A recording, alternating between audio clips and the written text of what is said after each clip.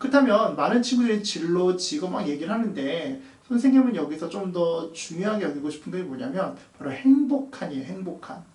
자, 행복한 거 정말 중요할까요? 어떤 친구는 중요하다는 친구도 있고 또 어떤 중요하지 않다는 친구도 있는데요. 먼저는 이 깊은 만족감, 직업이 갖고 있는 여러 가지 역할이 있죠, 사실은. 첫 번째는 이 소득, 내가 생계를 유지하는 데 되게 중요하죠. 우리 안전의 욕구가 있으니까. 두 번째는 이 사회 봉사적인 개념들이 있어요. 내가 이 사회에 어떻게 내가 도움을 줄 것인가에 대한 개념들. 세 번째가 제일 중요한 자아 실현이죠. 내 꿈을 이루는데 수단이 될 수 있는 직업. 그래서 많은 친구들이 또 넌 꿈이 뭐야 얘기하면서 뭐 의사 아니면 뭐 게임 개발자 등등 얘기하는데 그건 꿈이 아니라 꿈을 이루기 위한 하나의 도구, 수단이 될 수 있는 것이 바로 직업이라는 것입니다.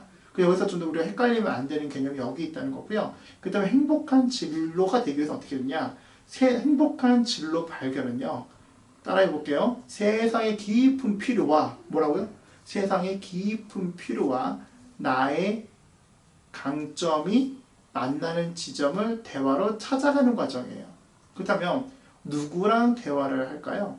그 대화를 바로 내 안에 있는 내 내면의 소리 그리고 나를 좀 더 잘 이해하고 나를 좀 더 객관적으로 볼 수 있는 부모님이나 그리고 선생님, 학교의 진로 상담 선생님 이런 분들과 끊임없이 소통을 통해 가지고 여러분들이 내면에 있는 그 깊은 소리를 알게 된다면 또 그걸 가지고 필답을 통해 가지고 심리 검사든 상담이든 코칭이든 멘토링이든 컨설팅이든 간에 그걸 가지고 여러분들은 내면에 있는 적성들을 끄집어내는 것이 상당히 중요합니다. 그렇다면 그렇게 되기 위해선 먼저 세상의 깊은 필요를 이해하는 게 되게 중요하겠죠.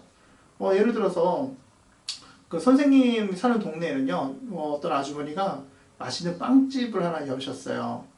그래서 제가 그 집 가서 이제 치시를 했는데 너무 맛이 없는 거예요. 근데 아주 자랑하시는 거죠. 너무너무 건강에 좋은 빵이고요. 정말 최고의 고급된 이 재료를 만들었습니다 하는 거예요. 최고의 고급된 재료라고 말 들었을 때 계속 가고 싶지만 맛이 너무 없어가지고 그들을 안 가게 되더라고요. 점점점 그 가게에 사람이 찾지 않다 보니까 결국 뭐냐? 그 빵가게가 결국 문을 닫게 되었어요. 자, 시장의 수요와 공급 말씀드렸죠? 세상의 깊은 필요와 내가 정말 잘할 수 있는 걸 가지고 만나는 지점이 뭔지 그것을 다양한 관점에서 찾아가는 것이 결국 진로다. 그래서 진로는 엄연히 보면요. 이 사회과학의 한 분야라고도 볼 수 있을 것 같아요. 그래서 여러분들이 이 부분에서 이제 진로에 대해서 좀 행복한 진로 가져보셨는데 결국은 여러분들이 행복한 진로 직업을 찾아가는 데 제일 중요한 건요. 내가 나중에 그 일이 나한테 나중에 어떤 의미가 있는가 이 의미를 발견하는 것이 되게 중요합니다. 그래서 여러분들이 보통 이제 살다가 심심해, 재미없어, 지루해, 귀찮아라고 하는 얘기를 자주 할 거예요. 왜 그럴까요? 그거는 내가 하고 있는 일에 대해서 진정한 의미를 발견하지 못하게 되면요.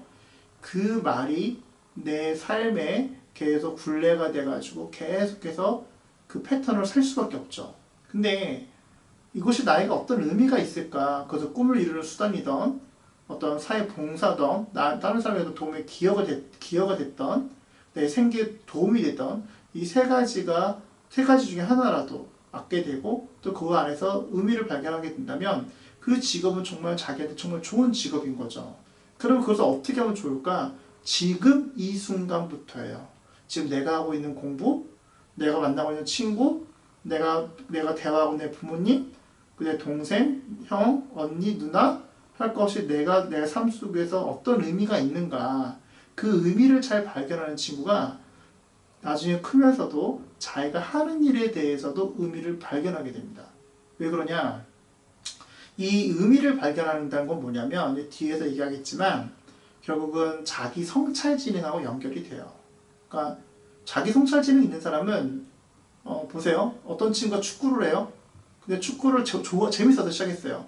단순히 좋아서 재밌어서 하는 친구는요. 그 일을 오래 하질 않아요. 그 일을 하다가 중간에 때로는 그만두기도 하고 그만 포기하기도 하죠. 왜요? 하기 싫은 거니까. 의미가 없기 때문에 그런 거예요. 하지만 이 의미를 가지고 축구를 하는 애들은 좀 달라요. 이런 친구들은요. 이게 나한테 어떤 의미가 있지? 아 맞아. 나 국가대표 맞아. 대표로 나가야지 하면서 계속 끊임없이 자기를 다지는 성격이 있거든요. 끊임없이 자기를 다지는 이 성격이 결국은 자기 성찰 진화하고 연결이 되고, 이 친구는요, 자기가 지금 현재 하고 있는 일 속에서 의미를 찾기 때문에 다른 일을 하더라도 그 분야에서 전문가가 될 수밖에 없어요. 이거 아주 되게 중요한 포인트입니다.